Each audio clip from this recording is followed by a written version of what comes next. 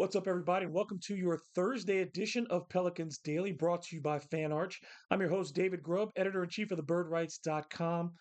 And the New Orleans Pelicans, after Sunday night's debacle against the Detroit Pistons, you'd be forgiven for thinking that the Pels had hit rock bottom this season. But Wednesday night in Minneapolis, they reminded everyone just how dangerous they can be when they've got a locked in Zion Williamson. The Pelicans rolled into Minnesota and handed the Timberwolves a 119-115 loss, snapping the Wolves' momentum and silencing the crowd at the Target Center. And at the center of it all was Zion Williamson, who played like a man possessed at times. Zion dropped 29 points on an ultra efficient 12 of 16 shooting performance. He wasn't just scoring, he also orchestrated for the Pelicans. 8 assists, 5 rebounds, 3 steals as well. It felt like Zion was everywhere at times. Minnesota tried everything they could. They double teamed him. At times, they even triple teamed him, collapsing the paint, sending Rudy Gobert, sending extra guys to double team. But Zion bullied his way through it all, set the tone early for the Pelicans, and never really let up. Um, after that loss to Detroit, and with Trey Murphy going down to injury, the Pelicans, honestly, would have had every reason to kind of fold for this game. A lot of teams would have, quite frankly, maybe at different times this season, maybe even the Pelicans would have. Instead, for this game, you have to give them credit. They did fight back. They were down by as many as 11 in the second quarter. The Pelicans then went on a good 14 to nothing run that gave them the lead. The Pelicans rebounded the ball really well on Wednesday. They made extra passes. And whenever the Wolves tried to re-seize control of the game, Pelicans did enough to keep them from doing that. Um, Defensively, a great job by the Pelicans against Anthony Edwards in particular. Ant did score 29, but he did not shoot the ball well. 5 for 19 from the floor, 1 for 9 on his 2 point attempts. The Pelicans did a good job defensively sending bodies at him, clogging the lanes when he did drive. He did get to the free throw line a lot. You have to if you're only making 5 shots. 14 points from the floor, 15 at the free throw line, but they made him work for those shots, and it never really got to give the Timberwolves any kind of flow offensively. They didn't get to feed off of Ant stringing together baskets and really putting together the kind of performance that you expect out of a player of his caliber, and even the kind of performance that he put on when the Timberwolves beat the Pelicans in New Orleans back in January. The defining moment, pretty much in the fourth quarter, the Pelicans had a 2 point lead. They got an offensive board. Zion was able to score a second chance bucket on a layup. That put the game up 4, and that pretty much ended the game for everybody at that point. But it wasn't just Zion in winning this game. CJ McCollum, after having maybe the worst shooting performance in Pelicans history for a guy who took 15 shots, made one against the Pistons. He had 18 points against the Timberwolves. Bruce Brown came off the bench with 15 points, 7 boards, 6 assists. He's had a few better all around performances. He shot the three very well in this game, better than he did from two. Kelly Olynyk played well. Jose Alvarado, Jordan Hawkins gave you double figures off the bench as well. Yves Missi was in double figures again. Did not get double figures rebounding, but there were times in the game where he had very important baskets, particularly off getting feeds from Zion Williamson. That's something that Ease has struggled with, the short passes around the basket, getting those and finishing. He missed a couple of more dunks again tonight, but overall his finishing was good against the Timberwolves and against Rudy Gobert. It was the definition of a team win, one of those things that Willie Green talks about so much, that the Pelicans were going to have to do, especially without 21 points a game missing in the form of Trey Murphy. So the Pelicans shake off their worst loss of the year, one of the worst in franchise history, take down one of the West's top 6 teams, and show once again that it's almost impossible to bet against the Pelicans when Zion Williamson is on the floor. Um, and these two teams are going to meet up again on Friday night. So we'll see if Minnesota has figured something out. Because in these first 2 games, Zion Williamson has played so well against this Minnesota front court.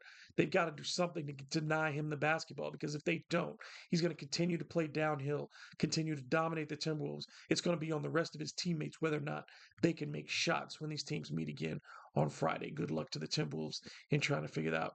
All right, let's take a little bit of a deeper look now at just how good Zion Williamson has been, not just against the Timberwolves, but this season. Um, with the close of the regular season only less than a month away, really, it's um it's understandable that Pelicans fans will feel a bit cheated when it comes to Zion Williamson this year. Another season with Zion where look, he just played his 30th game of the year on Wednesday. There are two more back-to-backs on the schedule, so we take those out.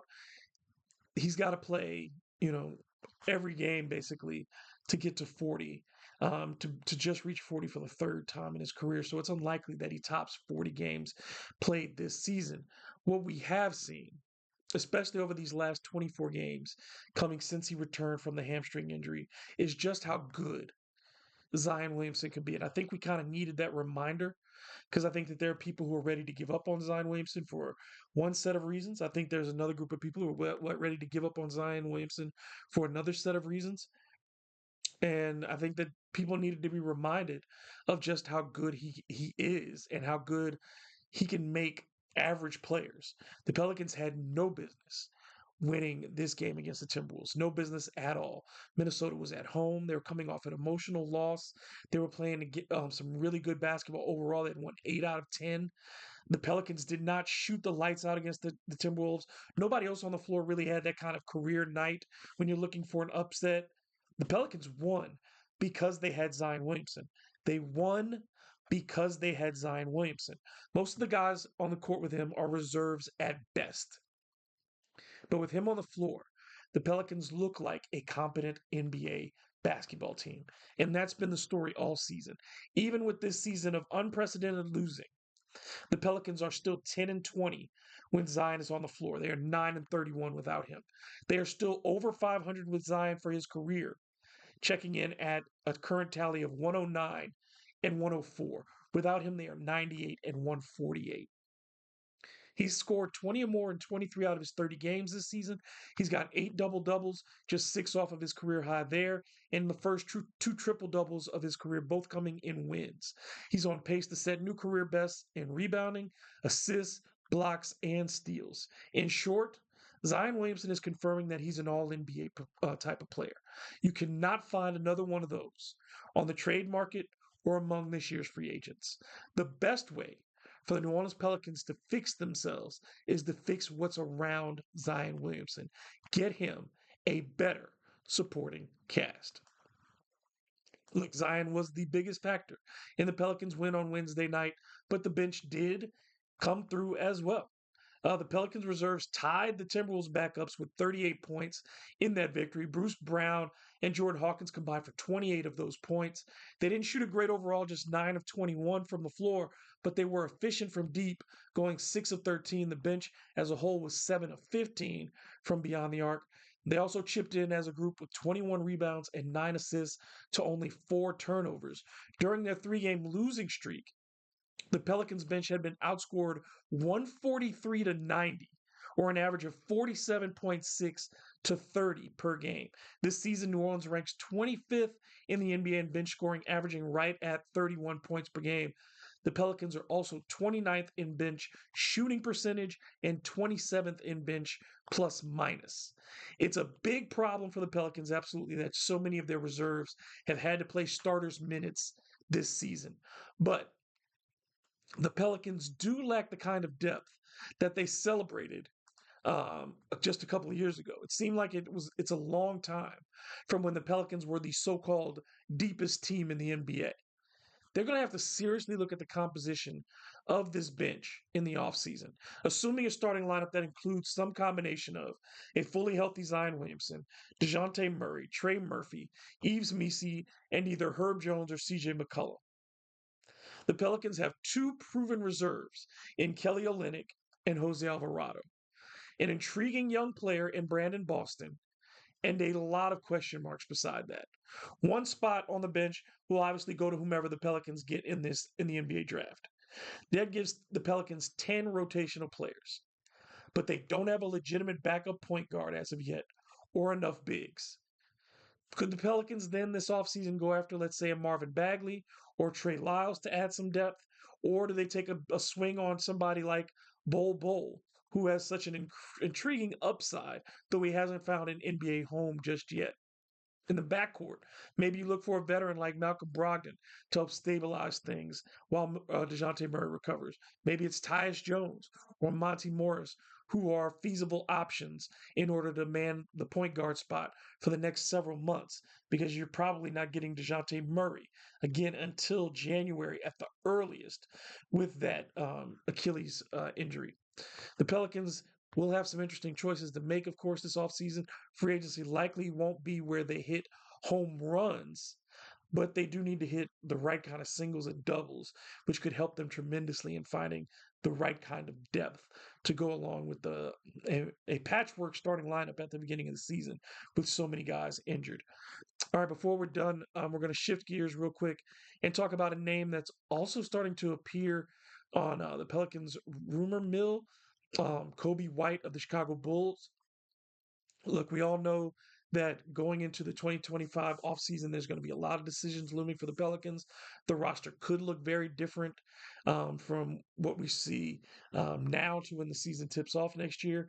One of the biggest questions revolves around the guard spot, where you wonder what the Pelicans' plan is specifically when it comes to CJ McCollum, who turns 34 this offseason. You do have the value of CJ's expiring contract, and maybe you can use that to acquire a new player, or the Pelicans view that contract and CJ as important enough to hold on to and maybe not make a deal until the trade deadline if the Pelicans aren't really going somewhere and that contract becomes more valuable at that point. We shall see. If New Orleans does decide that it's time to pivot towards a younger core and building around Trey Murphy, Zion Williamson, Yves Missi, and whomever else sticks going forward, could they shop CJ McCollum's contract for Kobe White? According to Bleacher Report, Kobe White could be on the Pelicans' radar. He's coming off this season where he's starting to put up, again, really good numbers. He's averaging 24 points per game since the All-Star break. He's extension eligible heading into the final year of his current deal. The Bulls are probably going to give Josh Giddey some money after they acquired him in the trade for Alex Caruso. So they may need to get some draft capital back. They got rid of Zach LaVine. They've started to rebuild. Maybe they still want to rebuild some more.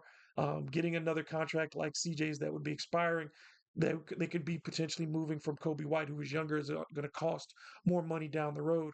With CJ, they still get shooting, and they also get a veteran presence who doesn't have to be tied to them for the long term. But when you're looking at Kobe White, you're getting a guy who can shoot the basketball. He's shooting about 37% from his career from three-point range. But he's getting better at the other phases of his offensive game. He can get downhill, attack and transition, facilitate, draw fouls, and get to the free throw line. He's becoming a much more well-rounded and aggressive scorer who isn't just settling for three-point shots. Since Zach LaVine is traded, the offense has been more in his hands. With a guy like Josh Giddey, who's more of a facilitator than a scorer and not as much of a shooter, Kobe White's had to step up and be that volume shooter. So more touches, more responsibility for him. He has delivered for the Bulls, even while now the defenses has shifted to making him the number one priority to stop each night. He's playing very well in handling the physical grind of being the lead guard as well. You can see that his body has developed since he first came into the league. For New Orleans, Kobe White does make sense, since you are looking for someone who can create off the dribble and someone who can extend defenses around Zion Williamson. Particularly, again, if you don't have Trey Murphy to start the season next year, that's even more shooting you're down. In this lineup, you need someone else who's going to make shots. So maybe you'd have to move CJ McCollum. It could also cost you Jose Alvarado as well. Are you willing to pay that type of cost if that's what it takes to get a Kobe White? I think the Pelicans would have to consider it. But if the goal is to get younger, add scoring, and bring in guys that can grow along with Trey Murphy, can grow along with Yves Missi, can grow along with Zion, who still is only 24. Kobe White could be the right type of fit. It all depends on how much Chicago values him in the long term and what the Pelicans are really willing to give up. But this is someone that I think Pelicans fans should keep an eye on as we get closer and closer to the offseason. All right, that's going to be a wrap for this episode of Pelicans Daily. Thank you so much for tuning in. Once again, if you enjoyed the show, don't forget to comment, like, and subscribe. Let me know what you think about what we've been talking about. And if you've got questions, comments, or topics that you want us to discuss, go ahead and put those below as well. You can follow me on social media at DM Grubb, and you can check out thebirdrights.com for more Pelicans coverage. Until the next time, take care.